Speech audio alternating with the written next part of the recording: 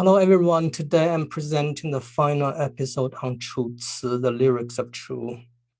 In the previous sections, we have seen little movement in the poem under discussion, namely the Lisao or on encountering trouble. What we have seen so far is a long speech or monologue given by the poet.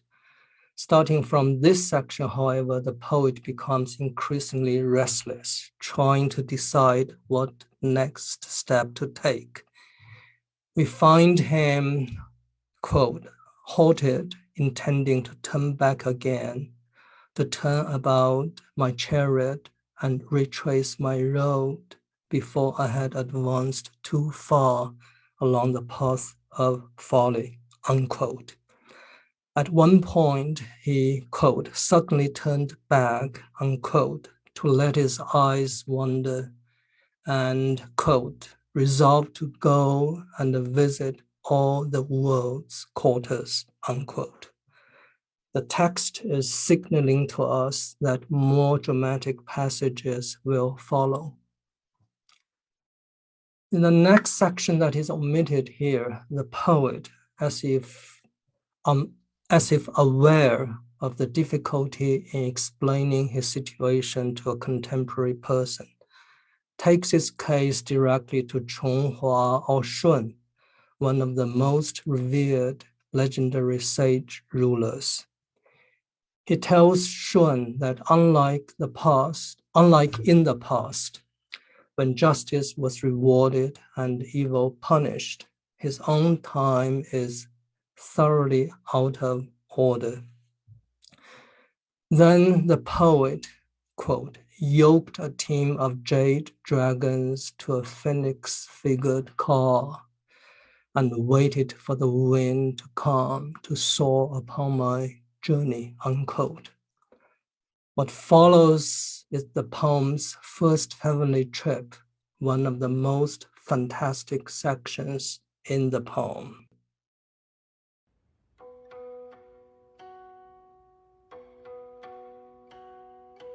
I started out in the morning on my way from Cangwu. By evening, I had arrived at the hanging garden. I wanted to stay a while in those fairy precincts, but the swift-moving sun was dipping to the west. I ordered Xihe to stay the sun steed's gallop, to stand over Yanzi mountain and not go in, for the road was far and so distant was my journey, and I wanted to go up and down seeking my heart's desire. I watered my dragon steeds at the pool of heaven and tied their reins to the Fusang tree. I broke a sprig of ruo tree to strike the sun with. I ordered my phoenixes to mount on their pinions and fly ever onward by night and by day. The whirlwinds gathered and came out to meet me, leading clouds and rainbows to give me welcome. In wild confusion, now joined and now parted, upwards and downwards rushed the glittering train. I ordered heaven's porter to open up for me, but he leaned across heaven's gate and eyed me churlishly.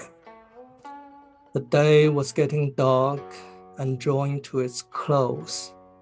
Knotting orchids, I waited in indecision.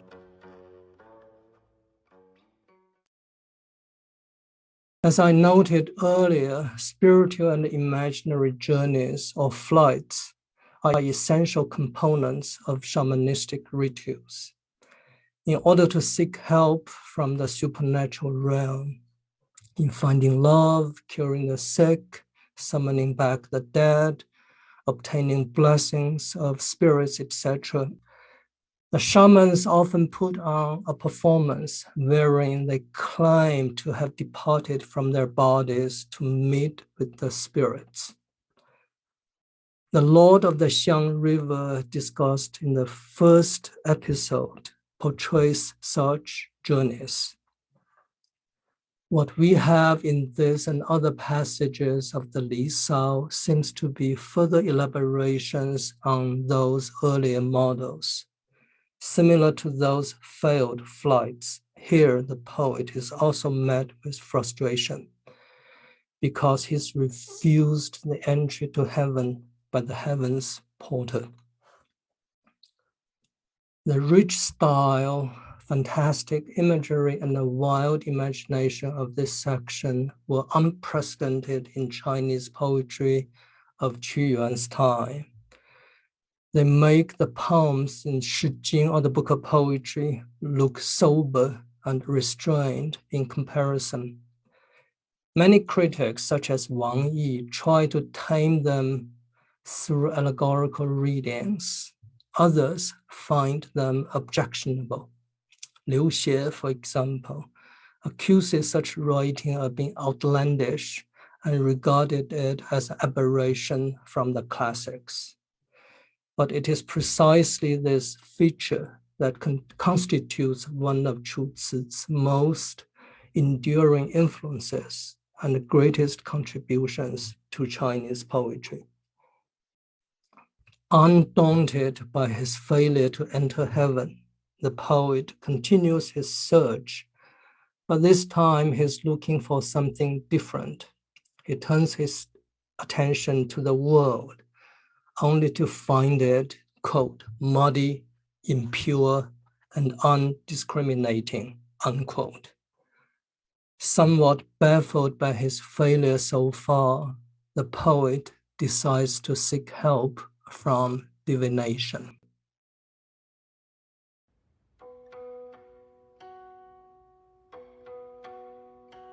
I searched for the holy plant and twigs of bamboo and ordered Ling Fen to make divination for me, he said. Beauty is always bound to find its mate. Who that was truly fair was ever without lovers? Think of the vastness of the wide world.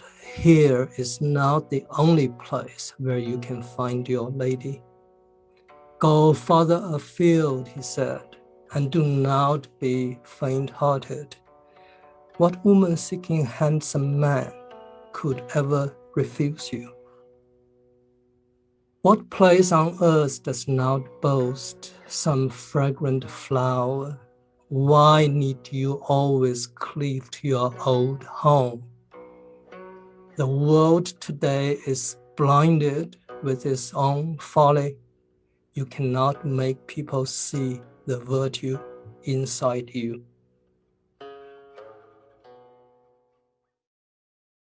Master Ling Fen's oracle essentially repeats what Qu Yuan has been saying all along, that he possesses outstanding beauty, but this blinded world simply fails to recognize and appreciate it.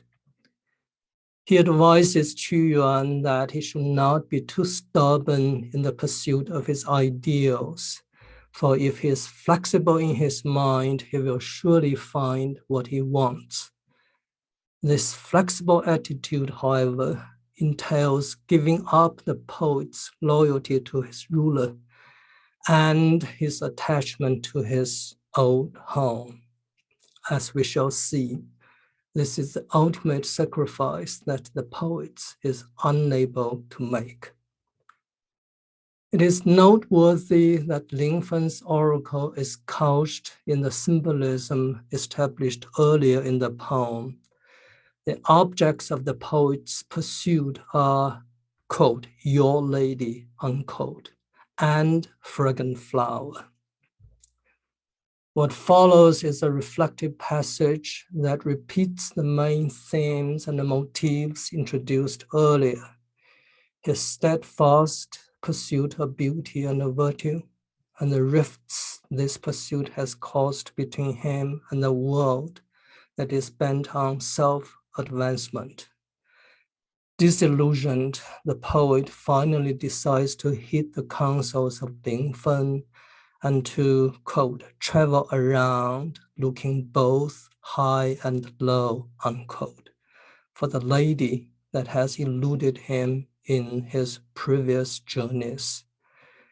This introduces the last shamanistic flight of the poem.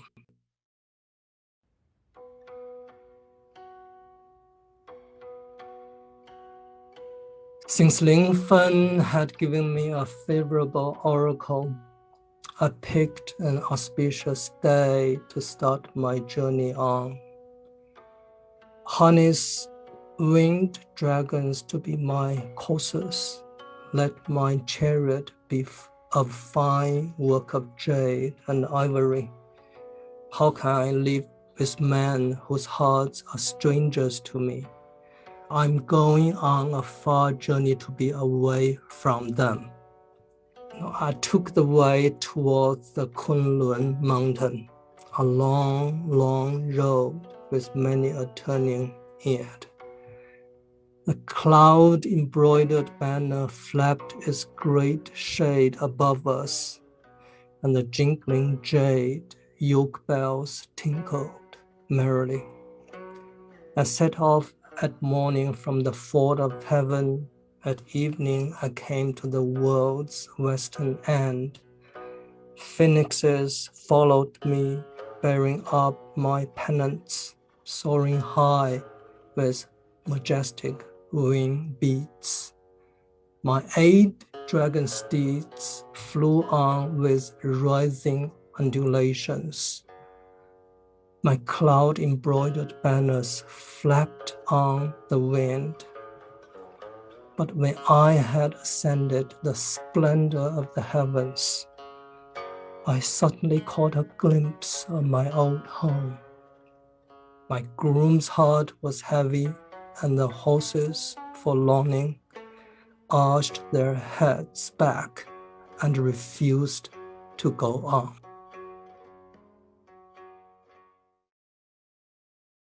So the purpose of this magnificent journey, the poet informs us, is, quote, to be away from, unquote, the blinded world and its benighted people. For a moment, the poet seems to have done just that. Pulled by his dragon steeds, accompanied by phoenixes and other supernatural creatures, the poet travels much further this time to the extreme far west of the world. At the peak of this dazzling journey, however, just as the poet, quote, had ascended the splendor of the heaven, unquote, he cannot but, quote, suddenly caught a glimpse of his old home, unquote. This seemingly casual act causes the sudden halt and the subsequent collapse of this most fantastic far-off journey. Despite all the seeming power and the majesty, heavenly trips and the heavenly world they lead to pale in comparison with the poet's old home and his mundane longing for it. These supernatural flights are created to transcend the world and its imperfections, but in the end, they serve only to foreground the poet's stubborn and powerful attachment to it. In other words, the splendid paraphernalia of shamanism is appropriated by the poet to promote a fundamentally humanistic theme, which is his profound engagement with the human world. The last section, which is equivalent to a coda in a musical performance, sums up the theme of the poem.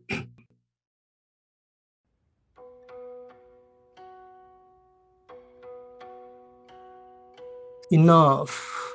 There are no true men in the state. No one understands me. Why should I cleave to the city of my birth? since none is worthy to work with in making good government, I shall go and join Peng Xian in the place where he abides.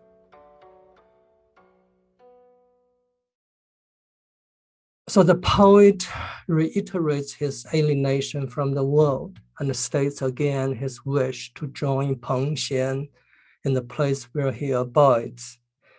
As indicated earlier, most critics regard this to be the poet's statement of his intention to commit suicide, although some consider it to be the expression of his desire to become a shaman and spend the rest of his life as a recluse. It is important to note that what prompts this act is the poet's realization that in this world, quote, none is worthy to work with in making a good government, unquote. This unequivocally situates the poem in the context of the human world. It also helps to naturalize or render normal the fantastic and unconventional elements of the poem, such as those inspired by shamanism and its rituals. Lisao, or On Encountering Trouble, is one of the most influential poems in the Chinese tradition. Throughout China's long history, many intellectuals were drawn to it because they often found themselves in similar circumstances as Qu Yuan. This beautiful language and dazzling journeys provided them with momentary relief from the pressing hardship of life.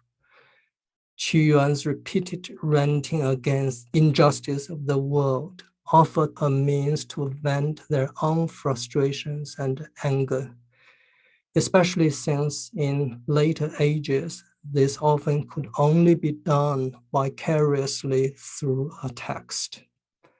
And finally, Qu Yuan's example demonstrated to them that virtue and beauty often go unappreciated, and that they were not alone in their misfortunes, thus making the sufferings of their life more bearable. In sum, Lisao provided both poetic inspiration and catharsis or emotional relief for later generations. This has ensured it a major place in the history of Chinese literature. This is the end of my discussion on Chu Ci. Thank you. Let us thank Professor Wu for such a stimulating talk. This talk concludes the topic on the lyrics of the Chu. To learn more from Professor Wu on this topic, you may read his chapter on the lyrics of the Chu in our source book, How to Read Chinese Poetry, a Guided Anthology.